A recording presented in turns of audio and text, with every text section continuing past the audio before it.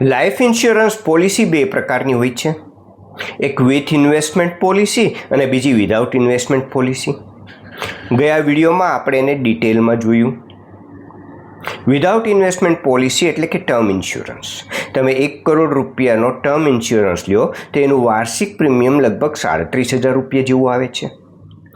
With investment પોલિસીમાં બે પ્રકાર હોય છે, એક યુલિપ અને બીજી નોન યુલિપ. તમે નોન યુલિપ છે 1 કરોડ રૂપિયાનો ઇન્સ્યોરન્સ લ્યો તો એનું વાર્ષિક પ્રીમિયમ લગભગ 8 લાખ રૂપિયા આવે છે. તો વિથ ઇન્વેસ્ટમેન્ટ પોલિસી અને વિધાઉટ ઇન્વેસ્ટમેન્ટ પોલિસીના પ્રીમિયમમાં આટલો મોટો તફાવત શા માટે હોય છે?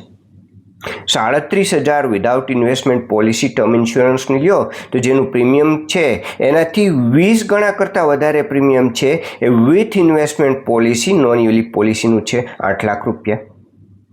તો શા માટે 7,63,000 રૂપિયા ઇન્સ્યોરન્સ કંપની આપણી પાસેથી એક્સ્ટ્રા લે છે? એ એક્સ્ટ્રા લે છે એનું ઇન્વેસ્ટમેન્ટ કરવા માટે. એટલે કે આપણે વધારાના પૈસા ઇન્વેસ્ટમેન્ટ મેનેજ કરવા માટે ઇન્સ્યોરન્સ કંપનીને આપીએ છીએ. તો આ જે વધારાના પૈસા આપણે ઇન્સ્યોરન્સ કંપનીને ઇન્વેસ્ટમેન્ટ મેનેજ કરવા માટે આપીએ છીએ એનું રિટર્ન શું મળે છે?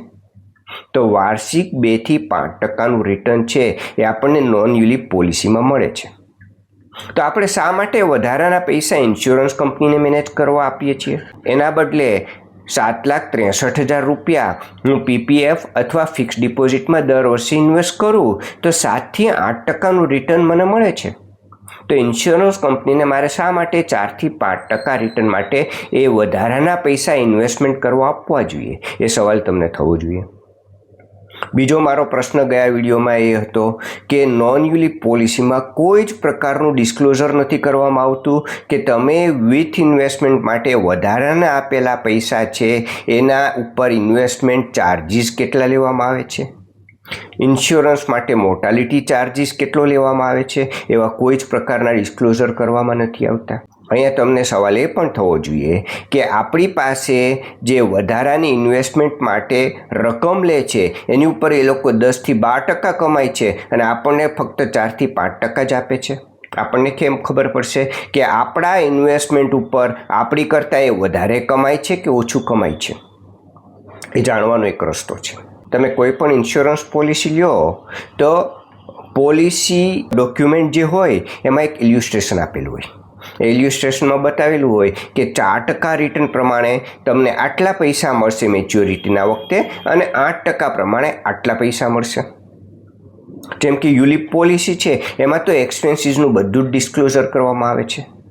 મુશ્કેલી એ છે કે અલગ અલગ હેડમાં એ એક્સપેન્સીસ એવી રીતે બતાવે છે કે તમને સમજ જ નથી આવતું કે કેવી રીતે કેલ્ક્યુલેશન કર્યું છે અને કુલ કેટલો એક્સપેન્સ લે છે. Mortality charges, administration charges, fund management charges, fund allocation charges, એવા અનેક પ્રકારના ચાર્જિસ એ લે છે. એ લોકો અલગ અલગ પોલિસીમાં ખાલી એટલો જ ફેરફાર કરે છે કે કોઈમાં મોર્ટાલિટી ચાર્જિસ વધારે હોય તો કોઈમાં અધર ચાર્જિસ વધારે હોય, એટલે તમને સમજ જ ન આવે કે કુલ ચાર્જિસ કેટલો રહે છે. પણ કોઈ પણ લાઈફ ઇન્સ્યોરન્સ પોલિસીમાં તમારે જાણવું હોય કે ચાર્જિસ પેટે કુલ કેટલી રકમ લીધી તો એક સરળ ઉપાય છે.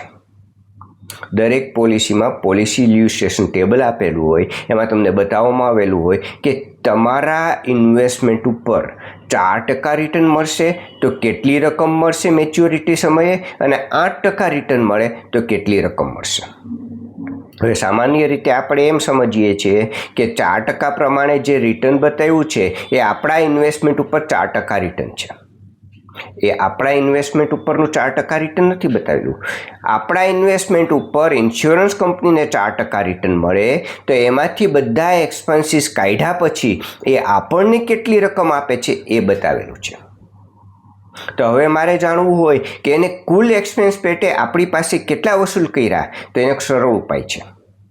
આપણા ઇન્વેસ્ટમેન્ટ ઉપર 4% રિટર્ન પ્રમાણે કુલ કેટલી રકમ બને એ જુઓ અને ઇન્સ્યોરન્સ કંપની મેચ્યોરિટી વખતે 4% રિટર્ન પ્રમાણે કેટલી રકમ આપે છે એ જુઓ અને એ બે વચ્ચેનો તફાવત જુઓ એટલે તમને ખબર પડી જાય. યુલિપ પોલિસીનું એક એક્ઝામ્પલ લઈએ. 1 કરોડ રૂપિયાનો 30 વર્ષની ઉંમરે એક ઇન્સ્યોરન્સ લીધો જેની ટર્મ છે 50 વર્ષ અને પ્રીમિયમ પેઇંગ ટર્મ છે 12 વર્ષ. એટલે કે 80 વર્ષની વ્યક્તિ થાય ત્યાં સુધી એનું ઇન્સ્યોરન્સ કવર મળે 1 કરોડ રૂપિયાનું. આ યુલિપ પોલિસીનું વાર્ષિક પ્રીમિયમ 67,568 રૂપિયા છે, જે 12 વર્ષ સુધી જ ભરવાના, પછી એને ભરવાના નથી. તો મેચ્યોરિટી સમયે 4% રિટર્ન પ્રમાણે મળે તો બધા ખર્ચ બાદ કર્યા પછી ઇન્સ્યોરન્સ કંપની મેચ્યોરિટી અમાઉન્ટ તરીકે 11,95,000 જેવી રકમ બતાવે છે. અને 67,568 રૂપિયા 12 વર્ષ સુધી હું ઇન્વેસ્ટ કરું અને 4% પ્રમાણે ઇન્વેસ્ટ કરું અને 50 વર્ષની ટર્મ પૂરી થાય તો એ રકમ કેટલી બને છે? 46,86,000 રૂપિયા. 67,000 રૂપિયા ઉપર 4% રિટર્ન મળે તો 50 વર્ષ પછી 46,86,000 મળે છે અને ઇન્સ્યોરન્સ કંપની આપણને આપે છે 11,95,000, એટલે કે 35 લાખ રૂપિયા એ ખર્ચ પેટે આપણી પાસે વસૂલ કરે છે. તમે વિચાર કરો, આપણા જ ઇન્વેસ્ટમેન્ટ ઉપર આપણને જે રકમ આપે છે એનાથી 3 ગણી તો એ ખર્ચ પેટે વસૂલ કરે છે. શું આ યોગ્ય છે? શું આટલો બધો મોટા પ્રમાણમાં ખર્ચ અલાઉ કરવો જોઈએ? તમે જાણો છો એ પોલિસીમાં એ મોર્ટાલિટી ચાર્જીસ પેટે કેટલી મોટી રકમ વસૂલે છે? શરૂઆતમાં મોર્ટાલિટી ચાર્જીસ છે એ દર વર્ષે ઓછી હોય અને જેમ જેમ તમારી ઉંમર વધે એમ મોર્ટાલિટી ચાર્જીસ લેખે એક મોટી મોટી રકમ ઉમેરતા જાય.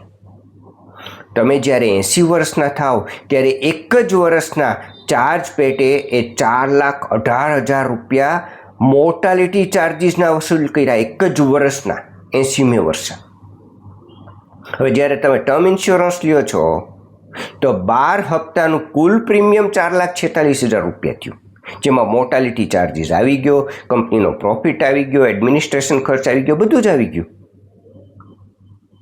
તો 1 કરોડ ઇન્સ્યોરન્સના 37,000 લેખે 12 હપ્તા ભરો તો 4.5 લાખ રૂપિયાથી ઓછા રૂપિયામાં તમને 1 કરોડ રૂપિયાનો ઇન્સ્યોરન્સ આપે છે.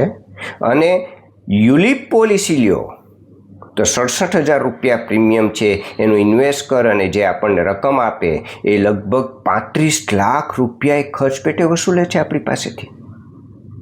અને એવું નથી કે 4% રિટર્ન છે એ પછી 8% થઈ જાય તો ખર્ચ છે એટલો ને એટલો રહે.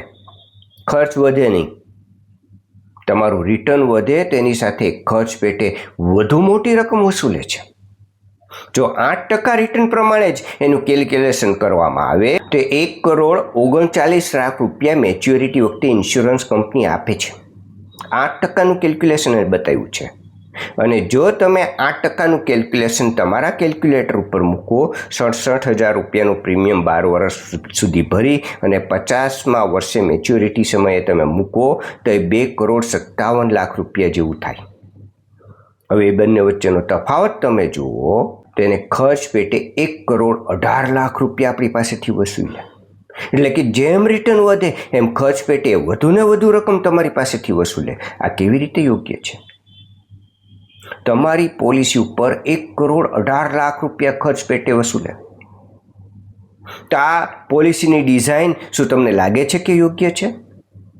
તમારામાં લિટરસીનો અભાવ હોવાથી ઇન્સ્યોરન્સ કંપનીઓ આટલી ખરાબ ડિઝાઇન કરેલી પોલિસીઓ વેચે છે.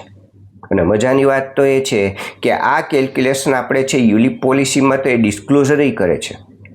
નોન યુલિપ પોલિસીમાં તો ખર્ચનું કોઈ ડિસ્ક્લોઝર જ નથી. એના મોર્ટાલિટી ચાર્જીસ કેટલા લીધા, અધર ચાર્જીસ કેટલા લીધા, કોઈ વસ્તુ જ બતાવતા નથી. અને નોન યુલિપ પોલિસીમાં પણ શેર બજારમાં એ લોકો ઇન્વેસ્ટ કરે છે તો એનું રિટર્ન શું મળ્યું, કેવી કંપનીના શેર લીધા, એમાં ફાયદો થયો કે નુકસાન થયો, આપણને કશી જ જાણકારી નથી મળતી. કારણ કે હમણાં જ આપણે જોયું કે રાજેશ એક્સપોર્ટ કંપની જેને બહુ મોટો ફ્રોડ કર્યો છે એમાં LIC કંપનીનું હોલ્ડિંગ હતું. તો આવી ઇન્સ્યોરન્સ કંપનીઓ છે એના ફંડ મેનેજરો ક્યાં ઇન્વેસ્ટ કરે છે, શું રિટર્ન જનરેટ થાય છે, આપણને કંઈ ખબર જ નથી પડતી. આ માટે ખૂબ જ જરૂરી છે કે તમારામાં અવેરનેસ આવે. તમે આ બધા જ ઇન્સ્યોરન્સના વિડીયો છે એ જુઓ અને વધુમાં વધુ લોકો સાથે શેર કરો. કેટલી મોટી છેતરપિંડીના તમે ભોગ બનો છો. તમારી પાસેથી ઇન્વેસ્ટમેન્ટના એક્સ્ટ્રા પૈસા લઈ અને કેટલી મોટી રકમ છે એ ઇન્સ્યોરન્સ કંપનીઓ તમારી પાસેથી વસૂલે છે એ તમે સમજો. તમે લિટરેટ થશો તો કંપનીને ફરજ બનશે કે સારી ઇન્સ્યોરન્સ પોલિસી ડિઝાઇન કરે. આ સાથે લાઈફ ઇન્સ્યોરન્સની વિડીયોની સિરીઝ અહીંયા પૂરી થાય છે. જેટલા પણ મારા જૂના વિડીયો છે તમે મારી યુટ્યુબ ચેનલ ઉપર જાઓ, એ દરેક લાઈફ ઇન્સ્યોરન્સ પોલિસીના વિડીયોને જુઓ અને વધુમાં વધુ લોકોને શેર કરી અને ઇન્સ્યોરન્સ વિશેની લિટરસી છે એ લોકોમાં વધારવામાં મદદ કરો.